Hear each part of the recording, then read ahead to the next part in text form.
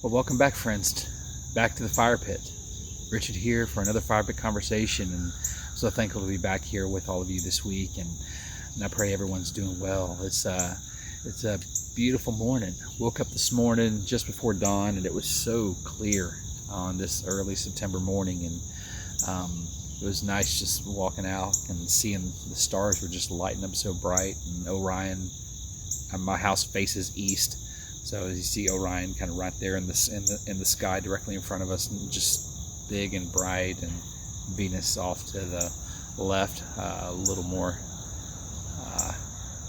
east-northeast from there. And it's just it's such a cool sight when I get to come out. It's been so muggy.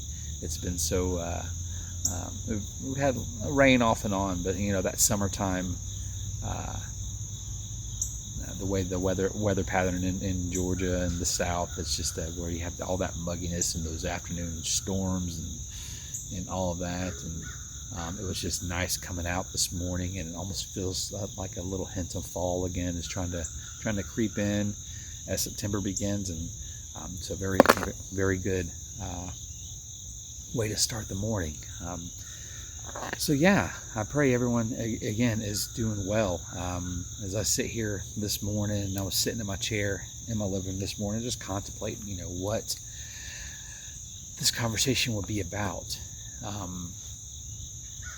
And for a minute, I didn't know what to say. And when some mornings it comes like that, or it kind of comes at the last second of either something I read, or just a thought crosses my mind, or I feel like God's speaking something into me to share. And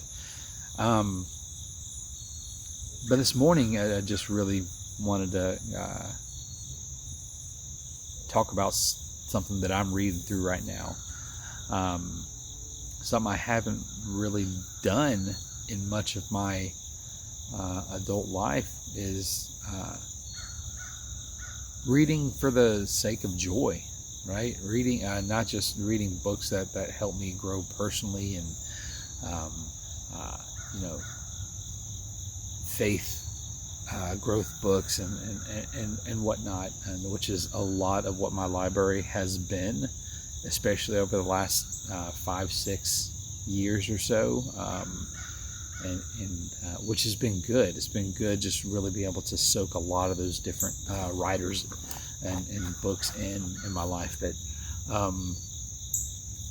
and I started reading this one particular book a year ago, but didn't get very far into it. Life kind of got in the way, and I put it down. And but a couple weeks back, I think it was on a Saturday morning, I was sitting in my living room and just walked over and grabbed this book and decided to pick up where I left off and start reading again. And that was the Chronicles of Narnia series. My wife and daughter were lucky to find this one book bound with all the books from the Chronicles of Narnia bound into one.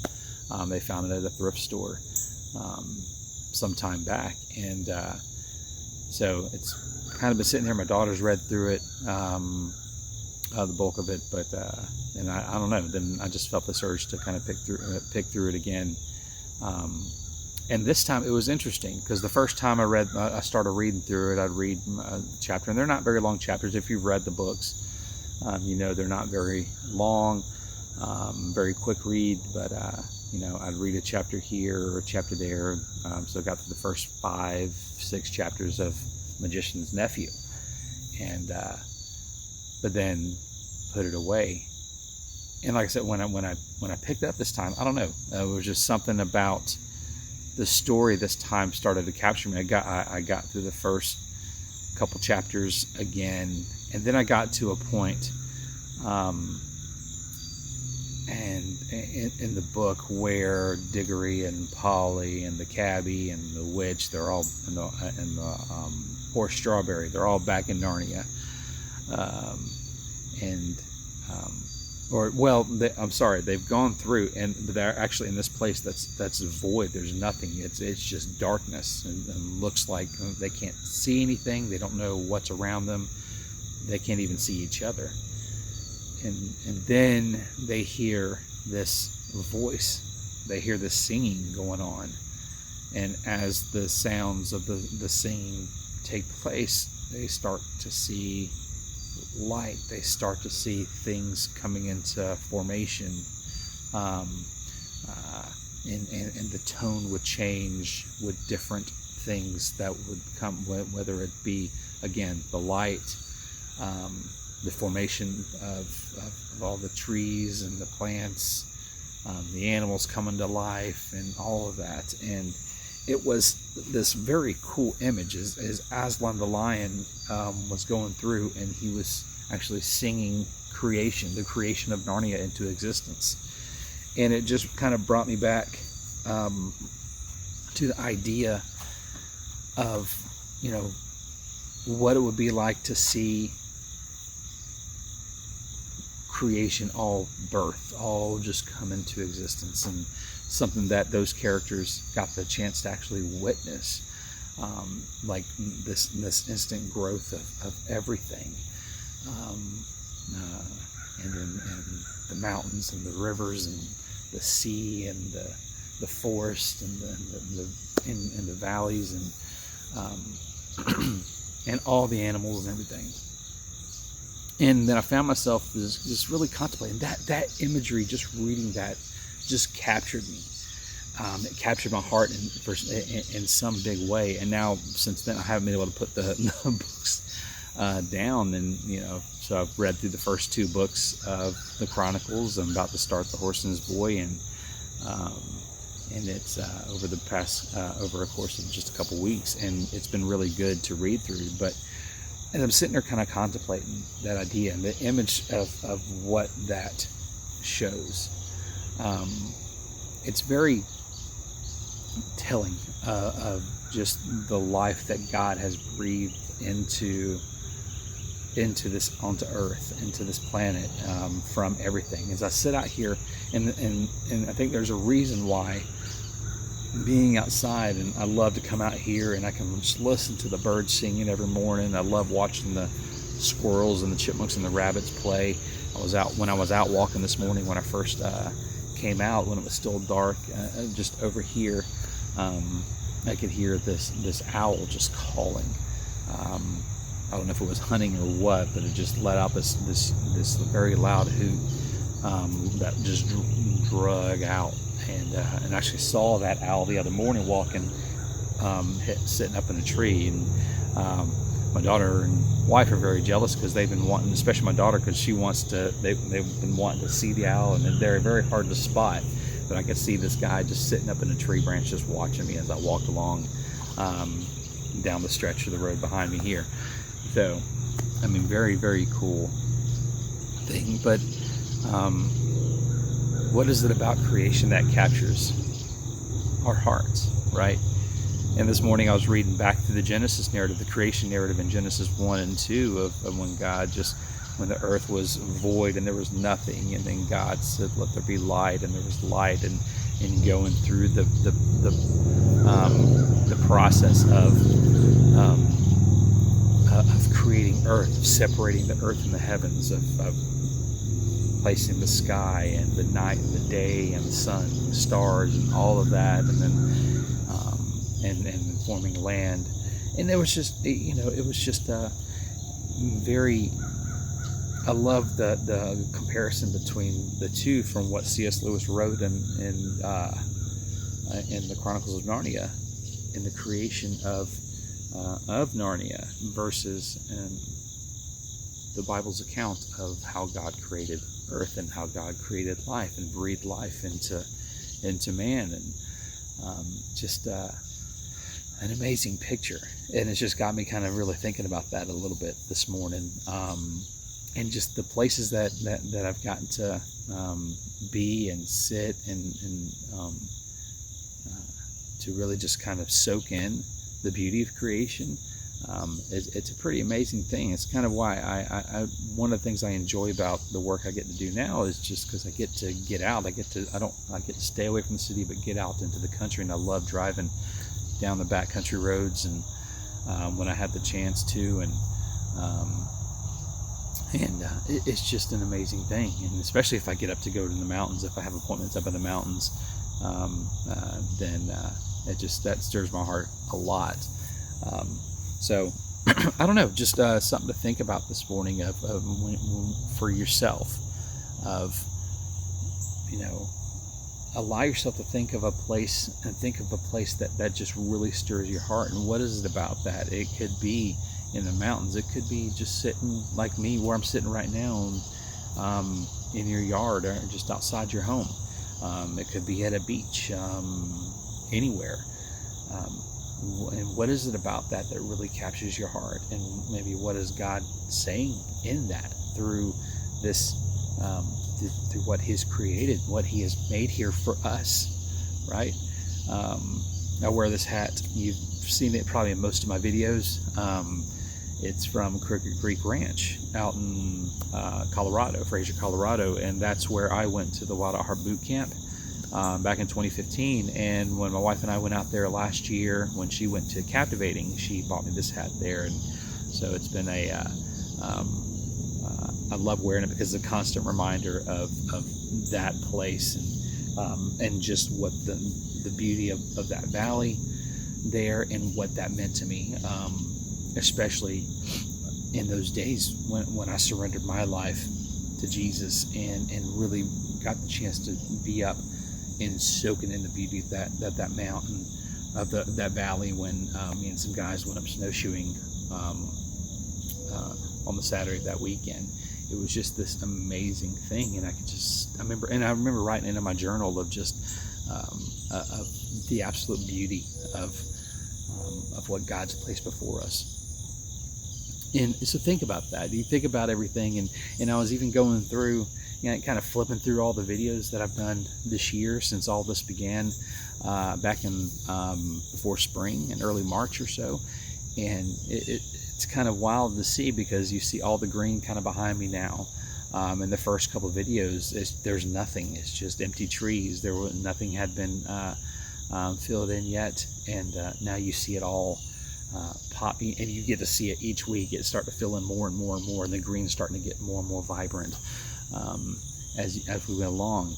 And so that was a pretty cool thing to see. And so you can see the process of rebirth and recreation every spring, right? And when life starts to come back, when the trees start to bloom again, and everything.